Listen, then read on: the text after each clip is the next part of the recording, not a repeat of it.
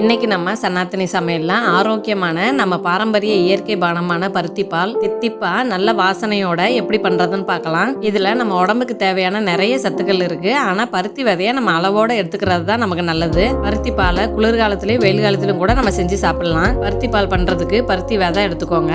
இது எல்லா மளிகை கடையிலயும் இப்ப கிடைக்குது. நாட்டு மருந்து கடையிலயும் கிடைக்கும். நல்ல பருத்தி விதையா கேட்டு வாங்கிக்கோங்க.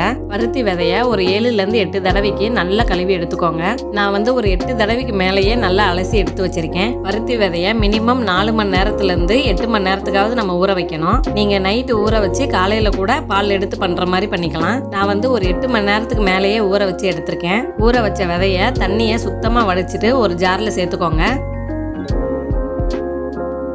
தண்ணி எதுவுமே சேர்க்காம கொரகொரப்பா முதல்ல இந்த மாதிரி அரைச்சி எடுத்துக்கோங்க. இதுக்கப்புறம் இதுல கொஞ்சம் தண்ணி சேர்த்து தேங்காய் பாலுக்கு அரைக்கிற மாதிரி அரைச்சி ஒரு காட்டன் துணியில சேர்த்து முதல் பால் புழிஞ்சு எடுத்துக்கோங்க. முதல் பால் புழிஞ்சது போக மீதி இருக்க சக்கைய ஜார்ல சேர்த்து இன்னொரு தடவை தண்ணி சேர்த்து பால் எடுத்து வச்சுக்கோங்க. பருத்தி விதைய டைரக்டா இந்த மாதிரி அரைச்சி பால் எடுத்துக்கலாம். இல்லைன்னா விதைய வேக வச்சு அரைச்சு கூட பால் எடுத்துக்கலாம். நான் 2 தடவை தண்ணி சேர்த்து இந்த அளவுக்கு பால் எடுத்து வச்சிருக்கேன். ஒரு கிண்ணத்துல அரிசி மாவு எடுத்து தண்ணி சேர்த்து கலந்து தனியாக எடுத்து வச்சிருங்க.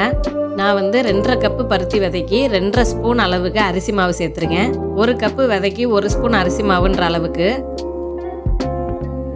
பருத்தி பால் செய்யறதுக்கு ஒரு பாத்திரத்துல எடுத்து வச்ச பருத்தி பாலை சேர்த்துக்கோங்க.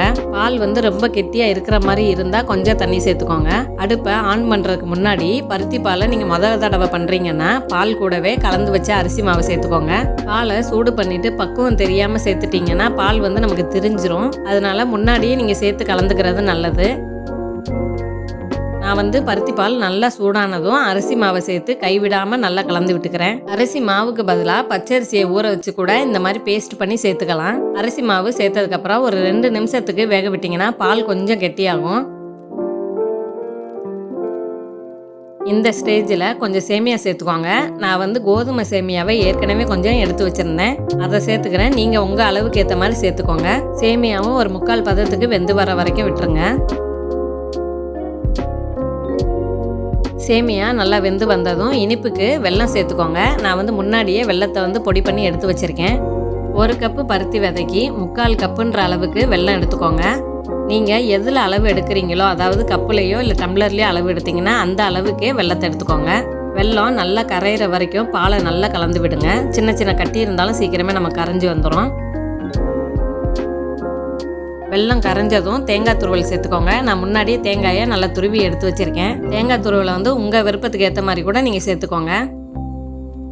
இது கூடவே ஒரு 1/2 டீஸ்பூன் அளவுக்கு ஏலக்காய் பொடி, 1/2 டீஸ்பூன் சுக்கு பொடி, 1/2 டீஸ்பூன் மிளகுத்தூள் சேர்த்து ஒரு 2 நிமிஷத்துக்கு மட்டும் நல்லா கொதிக்க விட்டால் போதும்.